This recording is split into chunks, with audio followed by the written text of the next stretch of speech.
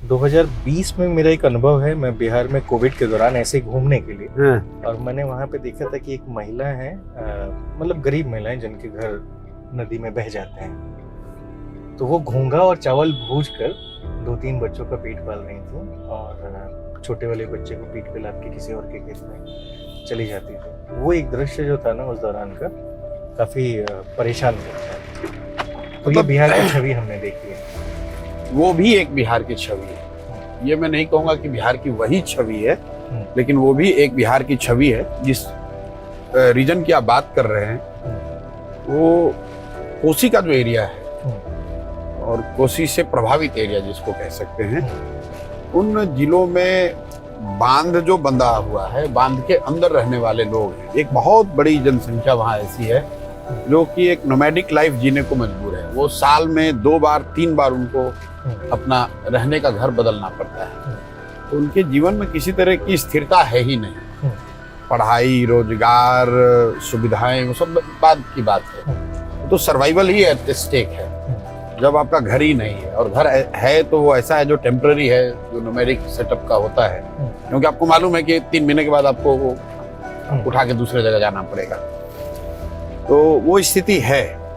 और मैं हमेशा कहता हूँ कि बिहार में जब नीचे जाइएगा, तो मैं खुद भी यहीं बिहार में मेरा जन्म हुआ है और यहीं पे पला बढ़ा भी हूँ।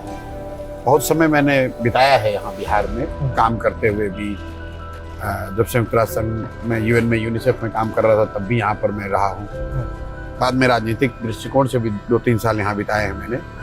बावजूद इसके, और ऐसा लोगों को लगता है कि मुझे और मुझ जैसे लोगों को डेटा वगैरह की समझ है, बावजूद इसके जब मैंने पदयात्रा की 2 साल, तो जो लोगों की परेशानी, जो गरीबी, जो उनकी जो बदहाली मैंने देखी है, उसको मैं एक लाइन में समअप करता हूँ कि बिहार जितना आंकड़ों में गरीब दिखता है उससे कहीं ज्यादा गरीब एक्चुअल रियलिटी में है। क्योंकि आप आंकड़ों में ये देखते हैं कि 60% आबादी है या 70% आबादी है जो दिन में 100 रुपए नहीं कमाती है। लेकिन जब आप नीचे जाते हैं तो आप फील करते हैं कि वो 100 रुपए से कम कमाने वाले 20 रुपए कमाने वाले भी हैं, 30 भी हैं, 80 भी हैं, 60 भी हैं। And then you can only visualize कि भाई 20 रुपए में इस महंगाई के जमाने में 4 बच्चों के साथ लोग कैसे जीते होंगे। सही बात। जब आप ये आंकड़ों में देखते हैं तो आपके लिए बस ये है कि भाई गरीबी रेखा है, उसके नीचे इतने लोग हैं। और बहुत आप सेंसिटिव अगर है, संवेदनशील हैं, तो एक विजुअलाइजेशन आपके दिमाग में होगा कि उनका बड़ा लाइफ कठिन होगा। लेकिन जैसे आपने बताया कि घोघा और चावल को खाने की जो बात है, जब तक आप उसको विजुअली देखते नहीं हैं तब तक उन चीजों को सिर्फ आंकड़ों से नहीं समझा जा सकता। और अगर आप जब उसको देख लेते हैं तो वो it continues to hound you for if you are not emotionally dead.